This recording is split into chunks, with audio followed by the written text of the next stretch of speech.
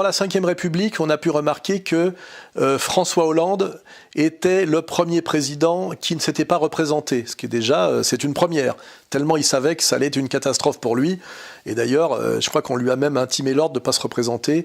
Et je pense qu'avec Macron, pour aller un cran plus loin, ça sera peut-être, voire sûrement, le premier président de la Ve République qui ne finira pas son mandat. Car je rappelle qu'il est là depuis à peine 1 an et demi et que déjà tous les signaux sont au rouge.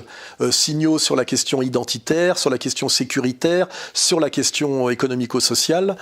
Et qu'en plus, comme je l'ai dit, il n'a pas de réseau derrière lui. Il est la résultante d'un coup de poker fomenté par des gens qui aujourd'hui ne le voient plus comme le poulain idoine compte tenu effectivement de l'évolution de ce qui se passe dans l'Union européenne, notamment en Italie et aussi d'ailleurs en Allemagne. On verra qu'il y aura un effet domino de l'Italie sur l'Allemagne, comme ça s'est déjà passé d'ailleurs à une certaine époque, c'est-à-dire après la Première Guerre mondiale. Soit Macron sera à un moment donné poussé à démissionner, c'est possible, on peut par une affaire de mœurs, parce que c'était déjà ça en filigrane, je pense, l'affaire Benalla.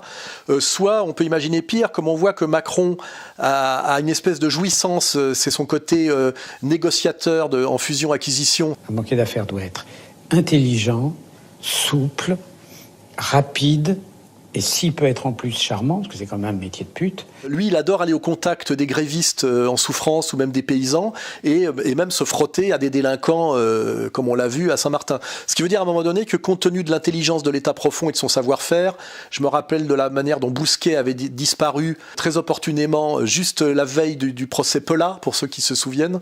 On pourra mettre un petit lien. On pourrait imaginer qu'à un moment donné, le président Macron, qui se croit très séducteur, aille au contact de paysans en colère ou d'ouvriers désespérés et qui se prennent soit un coup de 12 ou alors même un coup de schlass d'un jeune migrant donc il aura trop serré dans ses bras du côté de la porte de la Chapelle. Et donc on peut imaginer une fin tragique pour Macron.